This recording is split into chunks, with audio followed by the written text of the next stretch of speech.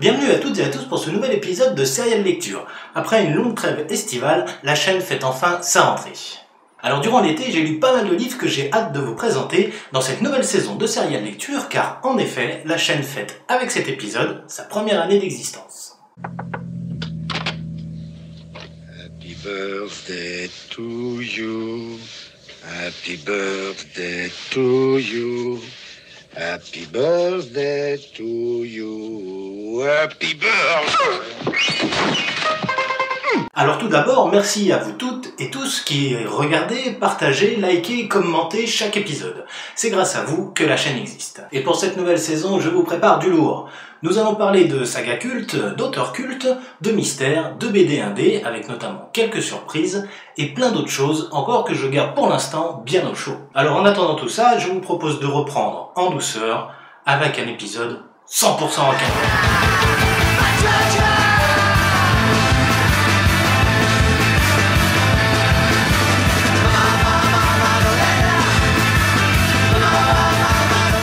Rock'n'roll, j'ai choisi des acteurs assez crédibles dans leur domaine, des artistes qui ont décidé de nous confier directement ou indirectement tout ou partie de leur vie, par le biais de la biographie ou de l'autobiographie. Premier ouvrage de cette sélection, Comme un enfant perdu, de Renaud Séchant. Le chanteur Renaud est une des personnalités préférées des Françaises et des Français, et je ne vous cache pas que je fais partie du lot. Autant dire que cette autobiographie, qui est en vérité écrite à quatre mains, était particulièrement attendue des fans comme moi. Paru aux éditions XO au mois de mai de cette année, le livre revient sur l'enfance heureuse du jeune Renaud Séchant, une nostalgie bien ancrée dans la peau de notre héros et qui pèsera sur la suite de sa vie. Car sa vie, nous la connaissons. Les barricades en mai 68, les premières galères, jouer dans la rue pour pas un rond ou presque, puis le succès, inattendu et surtout énorme. Alors que Renaud espérait percer en tant qu'acteur, c'est bien dans la chanson qu'il fera son trou. Et tout s'enchaîne très vite pour lui, cet amoureux de Brassens va très tôt jouer les loupards au cœur tendre pour séduire la France entière. En bousculant dans les chaumières sans perdre de sa verve, il va mine de rien, en 40 ans de carrière, nous raconter ses désirs, ses déboires parfois, ses névroses aussi, et enfin ses illusions perdues. Nous sommes un petit peu les témoins privilégiés de ces moments de joie avec sa femme et sa fille, Lolita, l'amour qu'il porte à son public et qui lui rend bien, mais aussi des angoisses du temps qui passe, de sa peur paranoïaque au sortir d'un concert à Moscou ou encore à Cuba, etc., etc.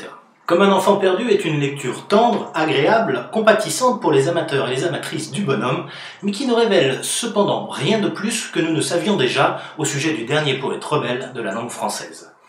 Petit bémol que je me dois cependant de nuancer par le fait que Renaud, notre renard national, n'a jamais cessé dans ses chansons de nous raconter sa vie, et si superbement, que nous faisons un peu partie de sa famille.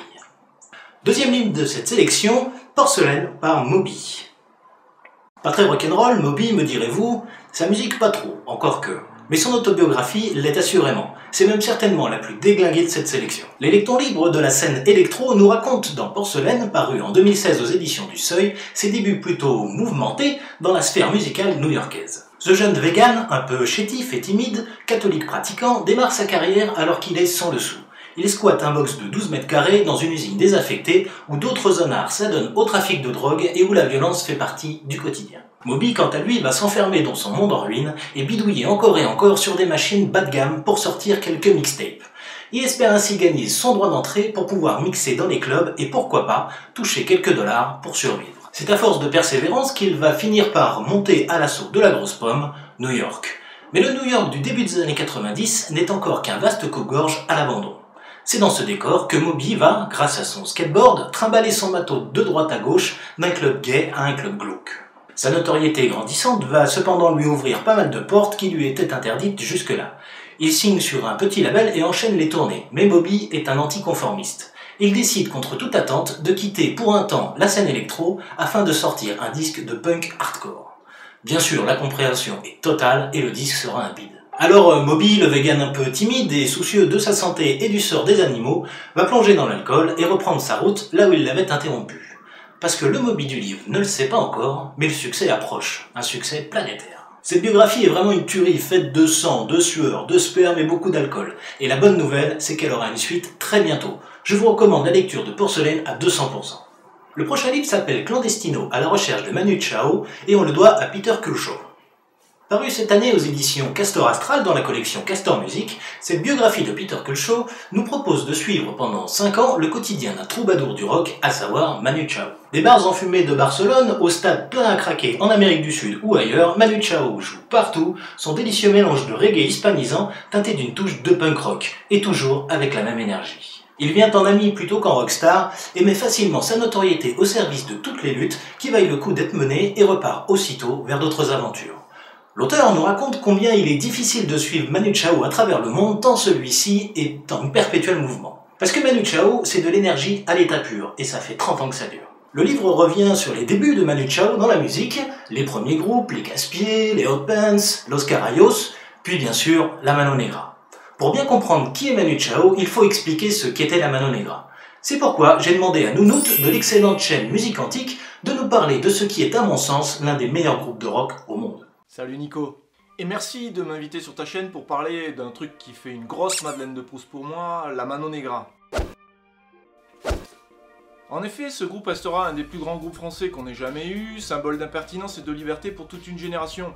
Mais surtout la preuve qu'on peut conjuguer contestation, réussite artistique et réussite commerciale. On va pas se mentir, les années 80 ont fait beaucoup de mal à la musique, mais pourtant certains groupes français commencent à pondre des textes un petit peu plus engagés, hérités du mouvement punk. Un mouvement alternatif et underground né, avec des fanzines déjantés, des magasins spécialisés et des labels indépendants. En 1987, Manu Chao, après avoir bourlingué avec les Hot Pants, crée avec son frère Tony et son cousin Santi, et d'autres débauchés de groupes underground, la Mano Negra. Et c'est un joyeux bordel car chacun y amènera ses influences, rock, salsa, punk, reggae, rail, enfin ce qu'ils appellent la pachanka. Manu Chao donnera cette définition personnelle, c'était de la musique musette sur des paroles apaches avec un esprit de chorizo. Le bouche à oreille fonctionne très bien puisque c'est avant tout un groupe de scène et surtout le titre Malavida viendra appuyer cette notoriété. Ils signent très vite un premier album chez Boucherie Productions, le label des Garçons Bouchers. Pour leur deuxième album, ils étaient très courtisés par les labels et ils ont choisi Virgin. Ce qui n'a pas plu à leurs fans car ils avaient peur qu'ils perdent leur âme. Quand l'album Put a Sweever est sorti, il n'en était rien, l'album est un succès. Le groupe mûrit, trouve ses marques et prend très vite conscience qu'il faut rester éloigné d'une certaine médiatisation pour garder le droit chemin. D'ailleurs en 1991, ils font une tournée gigantesque en banlieue parisienne en évitant soigneusement toutes les salles de la capitale. En 1992, la Mano Negra se sent un petit peu à l'étroit sur le territoire français. Elle décide donc de faire une grande tournée internationale qui part de l'Espagne, passe par le Japon, l'Europe et se termine durant 5 mois en Amérique du Sud. La tournée sera plutôt difficile car les dates sont compliquées à faire et puis surtout ça mêle social, culturel, artistique. La Mano Negra sort du cadre strictement culturel car les membres du groupe sont des militants sociaux et politiques. Ils s'engagent dans de nombreux projets aux côtés d'associations ou d'organisations en France et en Europe. Un peu épuisé par toutes ces années folles et happé par des projets solos, sans qu'il y ait d'annonce officielle, le groupe ne se retrouvera plus jamais. Il est très difficile de se rendre compte quelle empreinte la Mano Negra a laissée dans notre génération, hispanophone ou francophone. Pour ma part, c'est un groupe qui a énormément compté et que j'écoute encore très fréquemment. Ah pardon.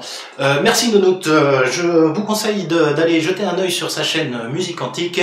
Vous ne serez pas déçus du voyage. La suite du livre de Peter Kulshaw est un carnet de voyage, un road trip musical aux côtés d'un Manu Chao jouant désormais sous son propre nom et qui a sa guitare pour passeport universel. L'auteur et Manu Chao reviennent ensemble, en toute honnêteté et en toute simplicité, sur le paradoxe qui mine souvent notre troubadour, celui d'être riche à millions et pourtant sans domicile fixe, de trimballer sa vie dans un sac à dos ou de dormir chez l'habitant, alors que chacun de ses disques se vend à plusieurs millions d'exemplaires.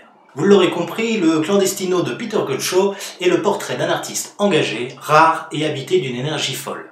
À lire absolument. Dernier livre, ou presque, de cette sélection, Born to Run de Bruce Springsteen. Alors le boss en personne, l'enfant terrible de l'Amérique qui sort ses mémoires, est en soi un événement littéraire que je ne pouvais pas louper. Born to Run vient juste de paraître aux éditions Albin Michel, et c'est un bon pavé de plus de 600 pages. Le patron nous invite à marcher à ses côtés et ainsi découvrir l'histoire du rock américain qu'il a largement contribué à façonner. De son enfance pauvre dans le New Jersey cher à son cœur, nous allons suivre par étapes la naissance d'une légende vivante. Le jeune Springsteen, dont le sang est à moitié italien et à moitié irlandais, va tomber un peu par hasard sur le premier passage télévisé d'Elvis Presley. Ce sera le choc bien sûr et le début d'une obsession, le jeune Bruce veut faire du rock. Et l'arrivée quelques années plus tard des premiers disques des Beatles ne fera que confirmer cette envie grandissante. L'achat puis l'apprentissage de la guitare ne se fera pas sans douleur. Au sortir de l'adolescence, Bruce et ses potes bénéficient d'une petite notoriété au niveau de la scène locale. Les concerts s'enchaînent dans les petits clubs où s'affrontent parfois les blousons dorés, c'est-à-dire les jeunes BCBG, et les blousons noirs. Une menace constante que le concert tourne à la baston générale ou qu'il se termine par l'intervention de la police. Mais c'est alors une menace bien moins inquiétante cependant que celle qui se profile à l'horizon, la mobilisation pour partir faire la guerre au Vietnam. Alors bien sûr, en avançant un petit peu plus dans le livre, nous apprenons beaucoup sur les premiers succès du boss, de la naissance de l'E Street Band, de la période folle de Born in the USA, sur sa famille, etc., etc.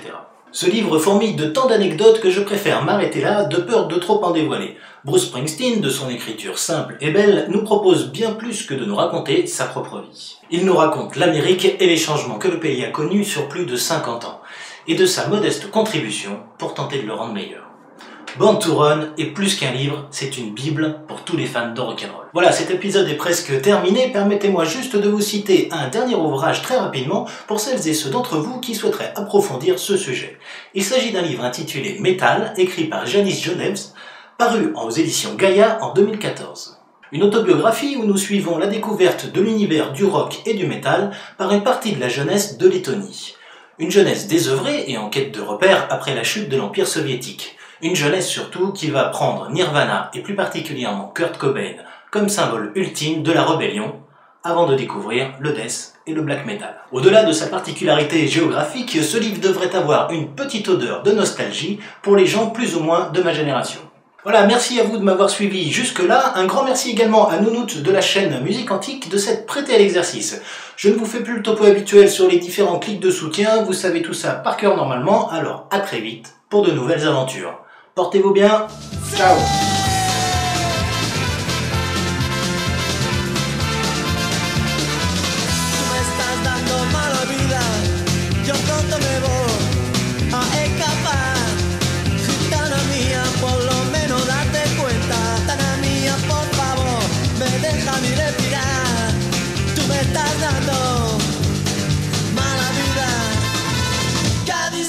Mi corazón, porque trato yo también cuando tú